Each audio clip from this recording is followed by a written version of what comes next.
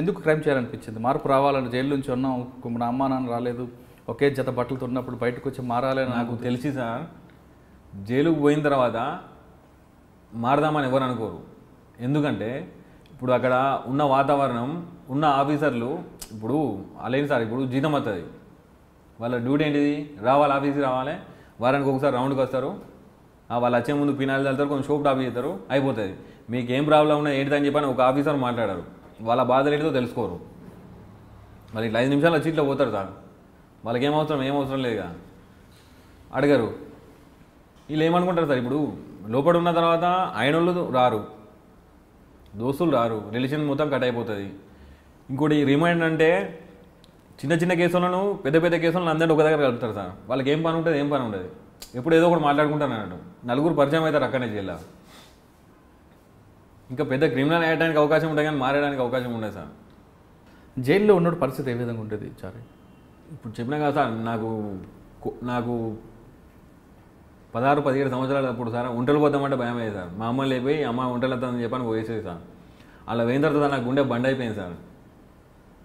ఎందుకంటే అందరూ కష్ట సుఖాలని మాట్లాడుకుంటారు సార్, మా ఇంట్లో అట్లా అయింది, వీళ్ళ ఇంట్లో ఇట్లా అయింది, పోలీసు వాళ్ళు ఇట్లా చేసిండ్రు, మా ఇంటికి వచ్చి ఇట్లా చేసిండ్రు అని చెప్పని ఒక్కొక్కరు ఒక్కొక్క బాధ ఉంటుంది సార్.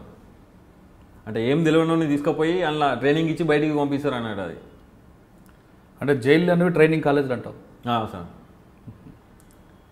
అయితే నిజానికి నేను బయటికి వచ్చిన తర్వాత మ్యాక్సిమం నేనంటే అందరికీ, నా పేరు అందరికీ తెలుసు సార్. ఆ క్యాండిడేట్ నేనని తక్కువ మందికి తెలుసు. బయటకు వచ్చిన తర్వాత ఏంది, ఒక 2 మర్డర్లు 3 మర్డర్లు చేద్దాం అనుకున్నాను. ఎవరైనా సిటీలో పెద్ద పేరు పోసిన రౌడీ షీటర్ ఉంటారు కదా సార్, వాళ్ళను మర్డర్ చేసి నేనంటే అందరికీ తెలవాలి, 3 రోజులు బతికి చచ్చిపోయినా మంచిదే అని చెప్పి అనుకున్నాను. అనుకునే టైంలో మన ఈ వెంకటేశ్వర రెడ్డి సార్ వచ్చిండు. నేను అచ్చుడచ్చుడితోనే నన్ను పిలిచి చారి నీకోసం ఒక్కొక్కరు అట్లా ఇట్లా అని చెప్పంటే ఎట్లుంటాడో ఇంకా అని చెప్పి అనుకున్నాను. నువ్వు చూస్తే ఇంత సింపుల్గా ఉన్నావు, వాళ్ళు చెప్పేదానికి నీకు అసలు సంబంధం లేదు అని చెప్పని అన్నాడు. అంటే ఆ విషయం మనం వెళ్ళలేక ముందు కొన్ని కేసులు బలవంతంగా పెట్టారని చెప్తున్నాను ఇందాక, నీకు సంబంధం లేకుండా కూడా లేదు సార్, పెట్టలేదు. అంటే మీరు చేసిన కేసులే పెట్టారు. మరి ముఖేష్ శర్మ అప్పుడు ఎక్కడ ఉన్నారు? అప్పుడు ఆయన కూడా దొరికారా? దొరికింది సార్. ఆయన ఏమంటారు? ఎవరు ఆయన ఇప్పుడు ఎక్కడున్నారు? ఆయన బయటకు వెళ్ళిపోయాడు సార్. అంటే నేను బయటికి వెళ్ళే ఒక 2 ఏళ్ళు 3 ఏళ్ళు ముందు ఇదే విషయం సార్తో చెప్పిన సార్, ఇట్లా మన వెంకటేశ్వర సార్తో చెప్పిన సార్, నేను బయటికి పోయిన తర్వాత మళ్ళీ నన్ను పోలీసు వాళ్ళు వాడెక్కడ ఉన్నాడు, నీ కేసు ఒకటి వీడెక్కడ అని చెప్పి ఇబ్బంది పెడతారేమో అని చెప్పని చెప్పిన సార్. అతను ఇంకో 2 ఏళ్ళు 3 ఏళ్ళు అయితే రిలీజ్ అవుతాడు. ఆ సారు వాళ్ళతో మాట్లాడాడు. కానీ సాధారణంగా కొన్ని కేసులు చేయని కేసులు కూడా పోలీసులు పెడుతుంటారని ఒక ఆరోపణ ఉంది. అది నాకు తెలియదు సార్, అది అబద్ధం. అది అట్లయితే పెట్టరు, నాకు పెట్టలేదు. ఇప్పుడు బ్యాడ్ సర్కిల్తో చెడు ఫ్రెండ్స్ స్నేహం చేయడం వల్ల ఫస్ట్ క్రైమ్ చేశాను, తర్వాత కంటిన్యూ అయిపోయిందని మేము చెప్తున్నాం సార్. ఇటు తల్లిదండ్రులు దూరం అయిపోయావు సార్, అటు జైల్లో ఎవరు అధికారులు పట్టించుకోరు. అటువంటి పరిస్థితులు ఉన్నప్పుడు ఏమనిపించింది నీకు నైట్ టైంలో? అసలు ఏం చేసాం సార్, ఇంకా క్రిమినల్ తయారవుతారు సార్. ఇంకా ఇప్పుడు డబ్బు ఉంటే సార్ జైల్లో ఒక ఫ్యామిలీ తప్ప మొత్తం అన్నీ చేయవచ్చు. 1-2 సంఘటనలు చెప్పండి, ఏం జరిగాయో? బిర్యానీ వస్తుంది సార్, మందు తాగొచ్చు. బిర్యానీ ఎలాగొస్తుంది? స్టాఫ్ తీసుకొచ్చింది సార్ లోపలికి. ఎంత తీసుకుంటాడు? 500-1000 రూపాయలు తీసుకుంటారు బిర్యానీకి. మందు 1000 రూపాయలు 2000 తీసుకుంటారు. సెల్ ఫోన్ 5000 తీసుకొస్తారు. గంజాయి అనేది కామనా? కామన్ అది సార్. పైననే అది జైలు బోర్డు ఉంటుంది సార్, లోపల మొత్తం రెస్టారెంటే సార్ అది. కానీ లోపల ఆల్రెడీ ప్రతి ఆదివారం నాడు మటన్ ఇస్తారు, బుధవారం నాడు ఎగ్ ఇస్తారు, ఇంకా అవన్నీ ఎందుకు? అవి లేనోనికి సార్, అది లేనోనికి ఒక పూట. ఇప్పుడు రోజు ఉన్నోళ్ళ తింటా అంటే వాళ్ళ ముఖాలు చూస్తారు కదా, ఈ ఒక రోజైనా మీరు తిరుగులు అని చెప్పని ఇస్తారు అట్లా. అంటే జైల్లో భోజనం బాగుంటుందా బాగోదన్నా? అప్పుడైతే బాగాలేకుండా సార్, పట్టించుకోరు సార్ ఎవరు. కానీ చాలామంది ఫ్యాక్షనిస్టులు కూడా నక్సలెట్ ఉండేవారు కదా, వాళ్ళతో ఇబ్బంది ఉంటుందా జైల్లో? ఏం లేదు సినిమాలో చూపిస్తున్నట్లుగా భోజనాల దగ్గర గొడవలు అవ్వడం అంతలేదు. కానీ డబ్బులు ఉంటే ఏదైనా చేయొచ్చు. ఒక అమ్మాయి తప్పించి ఆ అమ్మాయి కూడా చేసుకోవచ్చు. మనం పానం బాగాలేదని చెప్పని డాక్టర్తో లోపల సెట్టింగ్ చేసుకుంటే ఆయనే బయట హాస్పిటల్లో రాస్తాడు. ఆ చిన్న ఎస్కట్ ఉంటారు కదా సార్, వాళ్ళకి 5000 ఇచ్చి ఇది చేస్తే ఆ నర్సులో రూమ్ ఉంటుంది, దానిలో పోరేవచ్చు. అట్లా కూడా పోయొచ్చు సార్. నేను నవ్వుతారు, మీకు తెలియదు కదా. ఏ విధంగా వెళ్ళావు? అంటే అమ్మాయి కోసం బయటకు వచ్చావా? పోయేది అట్లా. నేను డబ్బులు ఎక్కడ నీకు సార్? చెల్లపల్లి జైల్లో కరెక్ట్ చెక్ చేస్తే ఒక 30-40 లక్షలు దొరుకుతాయి సార్. ఒక్కరి దగ్గర 100 రూపాయలు 50 రూపాయలు 10 రూపాయలు 20 రూపాయలు కూడా కనబడదు. 500 1000 రూపాయలే అప్పుడు. కానీ చల్లపల్లి జైలు నుండి ఒక అమ్మాయి కోసం బ్రహ్మచారి ఏ విధంగా బయటకు వచ్చాడు, ఎక్కడికి వెళ్ళాడు? Hospital sir treatment. అంటే ఏమన్నా నీకు ఆరోగ్యం ఏం బాగాలని చెప్పు. డాక్టర్తో మాట్లాడితే అయిపోతుంది సార్. డాక్టర్ పెన్ను వాటి రాసిందంటే ఎవరు అబ్జెక్షన్ ఉండే కదా సార్, పంపిస్తారు, ఎస్కార్డ్ ఇచ్చి పంపిస్తారు.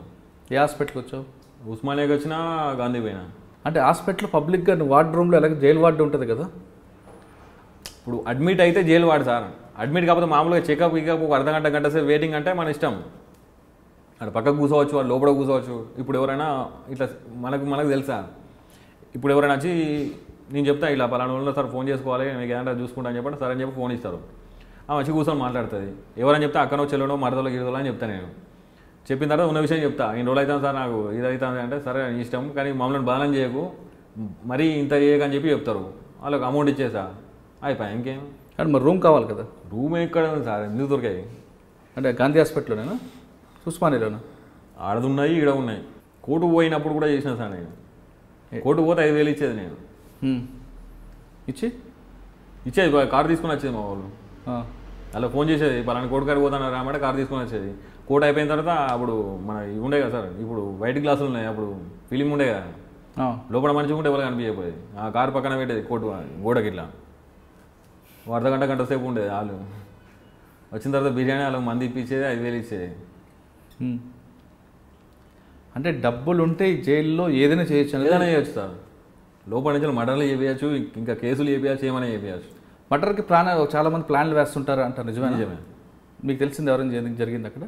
మేము కూడా చేసినాం కదా సార్. ఎవరు ఎవరు ప్లాన్ చేస్తావు జైల్లో ఉండి?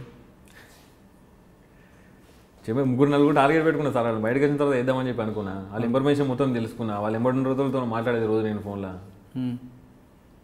3 సంవత్సరాలు 8 నెలలు సార్ నేను ఫోన్ స్విచ్ ఆఫ్ చేయలేదు సార్. మీరు నమ్ముతారా? నేను జైలు ఉన్నా అంటే ఎవరు నమ్మపోయాను. నేను వెంకటేశ్వర రెడ్డి సార్ వచ్చిండు, నాతో పిలిచి మాట్లాడిండు, ఇంకా అద్దు ఫోన్ అనుకున్నా. ఎందుకంటే మనం లంగలమో దొంగలమో సార్. ఒక ఆఫీసర్ మనల్ని పిలిచి నీ బాధ ఏంటి, నీ పరిస్థితి అని చెప్పి మాట్లాడిండు. మా అమ్మ నేను జైల్లో ఉన్నప్పుడు చనిపోయింది సార్. నాకు కళ్ళకు నీళ్ళు రాలే, నాకు అదృష్టం లేదు, చూసే అదృష్టం లేదు, చనిపోయిందని చెప్పి అనుకున్నా. ఆ సార్ నాతో 5 నిమిషాలు మాట్లాడిన తర్వాత నా కళ్ళలో నీళ్ళు వచ్చినాయి. నేను పోయి కూర్చొని నాకు స్మోకింగ్ అలవాటు ఉన్నది. ఒక 4-5 సిగరెట్ల దాకా ఆలోచించిన నేను.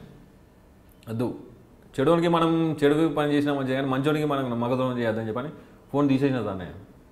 అంటే నా దగ్గర పెట్టుకోపోయేది.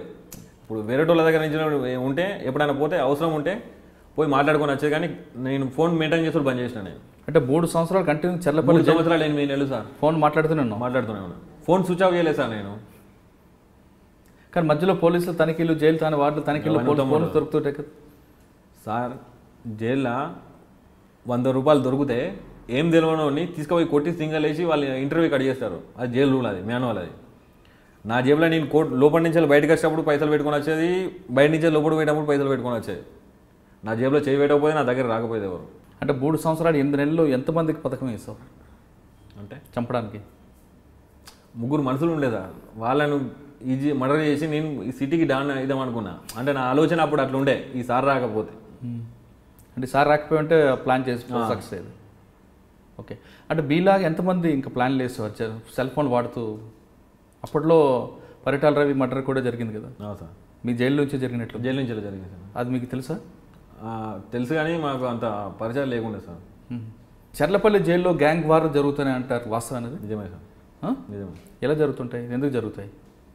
ఇప్పుడు ఇప్పుడు రూల్ ఏంటంటే సార్, ఇప్పుడు చిన్న కేసు ఒక బ్లాక్ వాళ్ళకి సపరేట్ పెట్టాలి, పెద్ద కేసులను అందరినీ పెద్ద కేసు దాన్ని పెట్టాలి. ఇప్పుడు జైలు అట్లాగా సార్, ఎవరు ఇష్టం ఉన్నట్టు పంపిస్తారు అన్నాడు. ఇప్పుడు చిన్నోడు ఒక పెద్దోడు ఒక 4 కలుస్తారు సార్. ఇప్పుడు నైట్ మినిమం ఒక 10:30, 11, 12 దాకా పండుకోరాళ్ళు.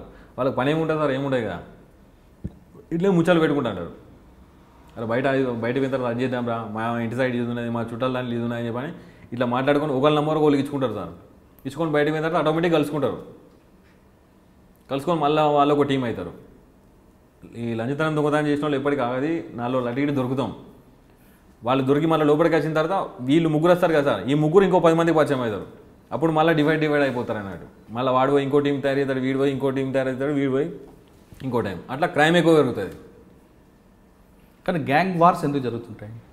ఒకరికొకరు కొట్టుకోవడం, చర్లపల్లి జైల్లో ఆ కొట్టుకోవడంలో అడ్డుకున్న వాటర్లపై దాడి చేయడం ఎందుకు జరుగుతుంటాయి? అది ఉట్టిగా సార్ అది. కానీ చాలామంది చెప్తుంటారు జైలు వాటర్లపై దాడి అంటుంటారు. కాదు పుకార్లు అవి. ఇంతకు ముందు జరిగేది సార్ అది ఎట్లా గంజాయి తాగే అలవాటు ఉన్నోనికి ఆయనకి గంజాయి లేకపోతే ఆడు మెంటల్ అయిపోతాడు సార్ ఆడు. ఒకసారి ఇప్పుడు గంజాయి రావాలంటే డబ్బులు ఉన్నోడు ఆటోమేటిక్గా వచ్చేస్తుంది, అది మెయిన్ గేట్ల నుంచి వచ్చేస్తుంది.